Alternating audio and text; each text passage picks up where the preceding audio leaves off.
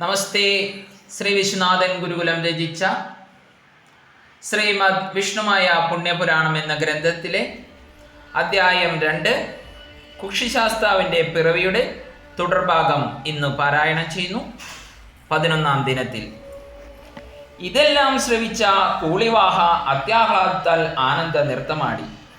തൻ്റെ കൈവശമിരിക്കുന്ന ഔഷധമായ ചണ്ണക്കിഴങ്ങ് ഭുജിക്കുന്നതിന് മുൻപ് ഭൂമി ദേവിയുടെയും ആകാശദേവതയുടെയും അനുവാദത്തോടെ തന്നെ സ്വരൂപമായ കരിനീലിയെ സ്മരിച്ച് ഔഷധക്കനി മുഴുവൻ ഭുജിച്ചു. അങ്ങനെ 2 മാസം കഴിഞ്ഞപ്പോൾ കൂളിവാകയ്ക്ക് ഗർഭം തനിക്കുണ്ടോ എന്നൊരു സംശയം ഉടലെടുത്തു. 3 മാസം കഴിഞ്ഞപ്പോൾ കൂളിവാക പെണ്ണിൻ്റെ മുലക്കണ്ണ് രണ്ടും കറുകറുത്തു, കടക്കണ്ണിൽ മഷിയോടുന്നു. 4 മാസം കഴിഞ്ഞപ്പോൾ വെട്ടിവെച്ച നാക്കിലെ പോലെ ഗർഭം കൂളിവാകയുടെ വയറ്റിൽ അടിപരന്നു. നീർക്കരുവും വേർക്കരുവും പാടമുറ്റുന്നു. 5 മാസം കഴിഞ്ഞപ്പോൾ കൂളിവാക പെണ്ണിന് ഗർഭചാക്കോൾ തോന്നിത്തുടങ്ങി.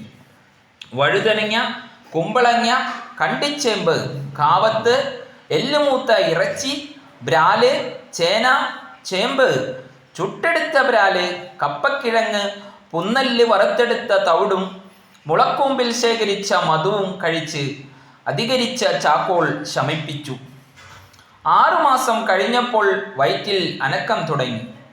തപസ്സിനു പോയ കരിനീലിയമ്മ തിരിച്ചെത്തി തൻ്റെ അപരയാകുന്ന അനുജതിക്കുണ്ടായ സംഭവ വികാസങ്ങളെല്ലാം കേട്ടറിഞ്ഞപ്പോൾ കൂളിവാകയ്ക്ക് വേണ്ട സഹായമെല്ലാം ചെയ്തു കൊടുത്തു. വനശ്രീ മാതാവിനെ കൂട്ടിയേൽപ്പിച്ച് വീണ്ടും തപസ്സിനായി കരിനീലിയമ്മ പുറപ്പെട്ടു. 8 മാസം കഴിഞ്ഞപ്പോൾ ആ കുഞ്ഞിന് രൂപം ഉടലെടുത്തു. വിഷ്ണു ഭഗവാൻ കൂളിവാകയ്ക്ക് വേണ്ട സഹായങ്ങളൊക്കെ ചെയ്തു കൊടുത്തു. 7 മാസമായ കുഞ്ഞിന് ഗർഭപാത്രത്തിൽ വെച്ച് തന്നെ സ്വന്തം മാതാവിനു പോലും തിരിച്ചറിയാൻ കഴിയാത്തത്രയ്ക്കും രീതിയിലുള്ള മായാജാല വിദ്യ ഭഗവാൻ വിഷ്ണു അഭ്യസിപ്പിച്ചു. 8 മാസം കഴിഞ്ഞപ്പോൾ പൈതൽ കൈകാലുകൾ ചലിപ്പിച്ചു തുടങ്ങി. തുടുതുടുത്ത മലകൾ അടിമുലപ്പാൽ ചുരത്തി 9-ാം മാസത്തിൽ കരിനീലിയമ്മ തിരിച്ചെത്തി. കൂളിവാക പെണ്ണിനു വേണ്ട സഹായങ്ങളെല്ലാം ചെയ്തു കൊടുത്തു. 9 മാസവും 9 ദിവസവും ആയപ്പോൾ കൂളിവാക പെണ്ണിന് ഇരിക്കുവാനോ നിൽക്കുവാനോ നടക്കുവാനോ കഴിയാതെ വന്നു. കിടക്കുമ്പോൾ എഴുന്നേൽക്കാൻ തോന്നും. ഇതെല്ലാം കണ്ടു നിൽക്കുന്ന കരിനീലി കരിമ്പനയുടെ ശക്തിയുള്ള ഒരു വൈറ്റാട്ടിയെ കൊണ്ടുവന്നു. അന്ന് പുലർച്ചെ കൂളിവാക പെണ്ണ് ദിവ്യമായ ഒരു സ്വപ്നം കണ്ടു. കൂളികുന്തവനം തന്നെയാണെങ്കിലും മറ്റൊരു ജീവിത നിലവാരത്തിലുള്ള ജീവിത ശൈലിയാണ് അവിടെ കാണാൻ കഴിഞ്ഞത്.